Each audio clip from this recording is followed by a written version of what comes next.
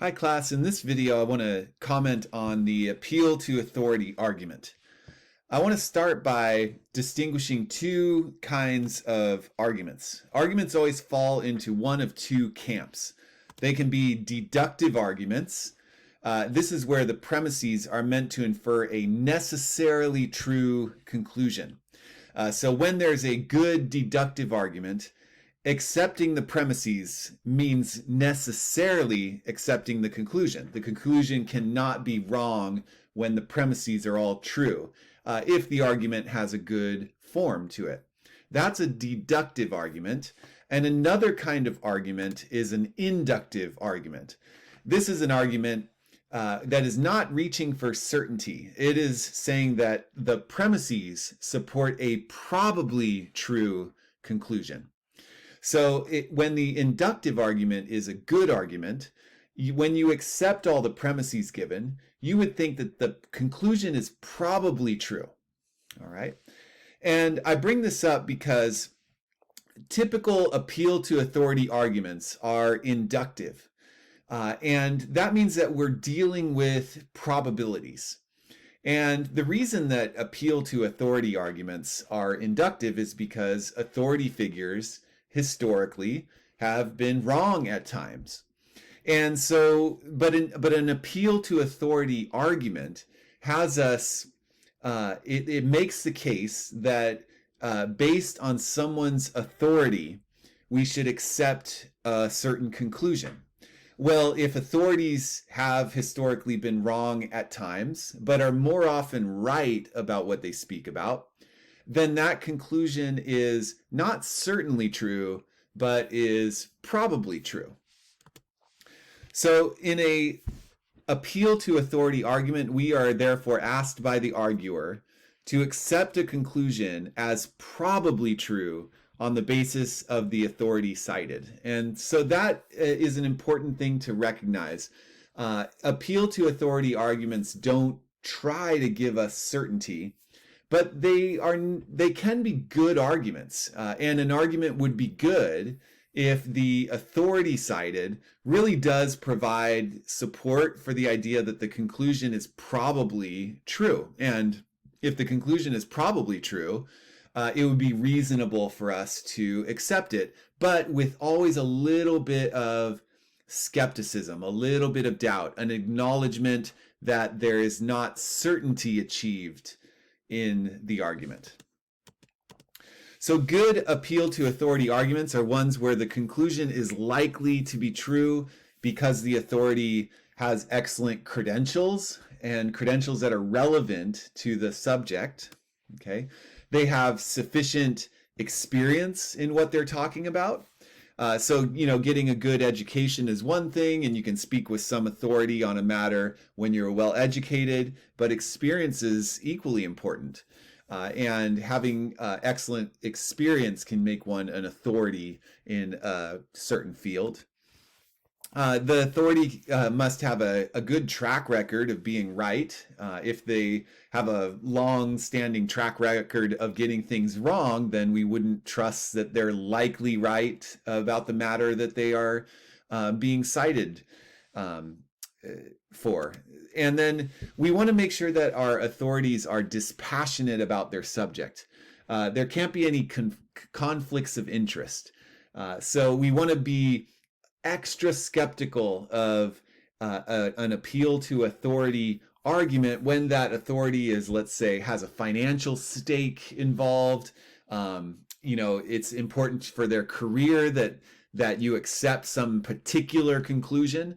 What we want in our authority figures is a dispassionate evaluation of the facts. And, what we would expect is that if pressed, the authority would be able to adequately defend their conclusion. Okay. And so we need them to come to the subject in a dispassionate way, open to counter argument, open to all the evidence, and forming their position after a very careful and uninterested, dispassionate review of the matter.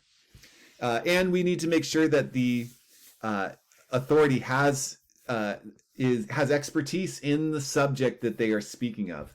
Where we can run into a fallacy, a fallacious appeal to authority, which would be a bad argument, is often one where the person who is cited as the authority, they might be an authority in one subject, but not the subject that they're speaking on. And we'll see an example of that soon. So a good example of a good appeal to authority argument would be, for instance, according to my anesthesiologist, I will not experience any serious side effects from the anesthesia following the procedure. Therefore, I will not experience any serious side effects from the anesthesia following the procedure. In this case, we have a reason provided, which is it is a claim that an authority figure has provided. Now, I'm no expert in anesthesia, so I need to rely on experts for my, coming to informed opinions. I don't have time to, study the subject. But what I have here is an authority figure who has relevant experience in the subject. We would expect that an anesthesiologist would have credentials, would have education, and would have experience in the field. And so we see them as a relevant and good authority on the matter, and we therefore accept the conclusion as being very likely to be true. But again, we're dealing with inductive reasoning, so we can't be sure that there won't be any serious side effects, but we would expect there not to be. So the conclusion is very likely to be true because this is a good appeal to authority argument. Another example, my economics professor said in class today that when supply is high and demand is low, costs will go down. Therefore, there is a relationship between supply, demand, and cost. Here I'm referring to a professor, so someone who has, if you're going to a school that has certain credentials, then you're going to expect that the professor has education and is actually an expert in the subject. And the subject is on supply and demand and cost, which is a subject within the field of economics. And so because this authority figure has relevant experience on this matter and is an authority on the matter, we can trust that they are not lying to us, that what they are telling us is true. Okay. But again, we need to always take this with a grain of salt, a little bit of skepticism, because authorities have gotten things wrong in the past. All right, but these are good arguments. A reasonable person who exercises good critical thinking will accept these conclusions as very likely to be true. So this would be an informed judgment. Accepting these conclusions is part of an informed judgment. Okay. Fallacious appeal to authority arguments occur when the cited authority lacks excellent credentials, does not have sufficient experience, does not have a good track record of being right.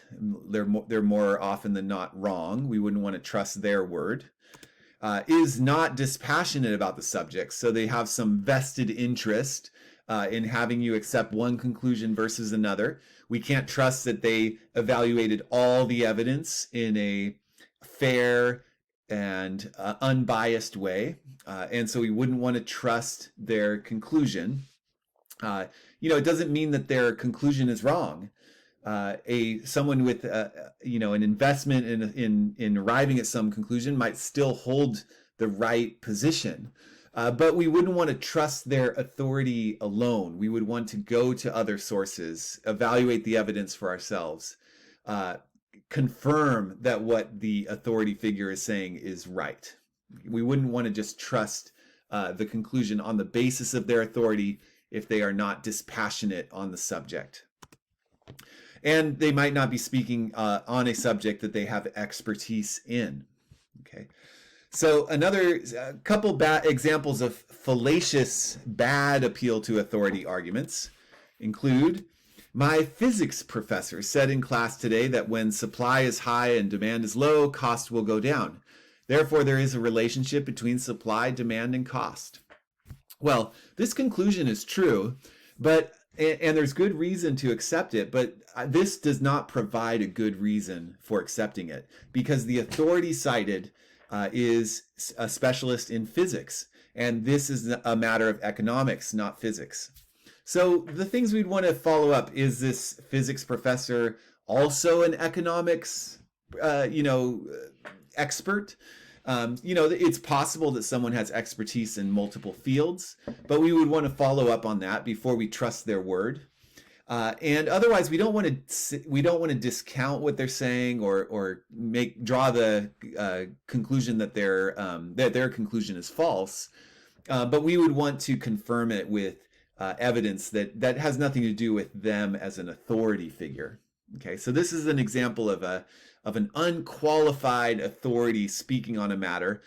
They might absolutely be right, but we wouldn't trust it on the basis of their authority. And so that would make it a bad inductive argument. Okay. And then another one: according to my philosophy teacher, lying is always immoral. Therefore, lying is always immoral. Well, in this case, philosophy teachers do spend a lot of time thinking about morality. Morality is ethics is a field of philosophy, so it might be tempting to say that there isn't a relevant authority here, and we should trust this conclusion as one that is true. But this falls prey to a common problem with appeal to authority arguments: is that there are some subjects that simply don't permit an authority figure at all. That nobody could be considered an authority on a subject. So I wanted to go over what those subjects are. Subjects that we should never trust someone's authority over include politics. Okay, that's a contentious enough field that we need to form our own positions, not on the basis of what an authority figure says, but on the basis of a careful analysis of things like justice and what we owe one another, ethics, and so on. Okay, so and rights and all that. So politics is controversial enough that we can't ever trust a conclusion on the basis of what someone says. And the same goes for morals. This is the example I had just provided. When it comes to moral duty, principles, right and wrong, and so on, we need to form our own positions. We need to carefully analyze arguments from authorities, but not trust that the authorities understand that they have come to grasp the ultimate truth on the issue. Okay, so it's worth appealing, looking to authority figures for their arguments, but we need to consider their arguments, not accept their conclusions on the basis of their credentials. And the last one would be religion. Religious matters like the existence of God, the legitimacy of one faith group, the legitimacy of a interpretation of a religious text, and so on. We wouldn't want to base that simply on one's authority, because it's a contentious enough field that we need to look at the actual reasons authority figures give in defense of their conclusions. So this isn't to say that leaders of church groups don't have special insight, or that philosophers don't have special insight over the field of ethics and metaphysics, or that politicians don't have special insight, but we just wouldn't want to accept their conclusions merely on the basis of their authority on the matter. We would want to look at their arguments and all the available evidence to form our own position.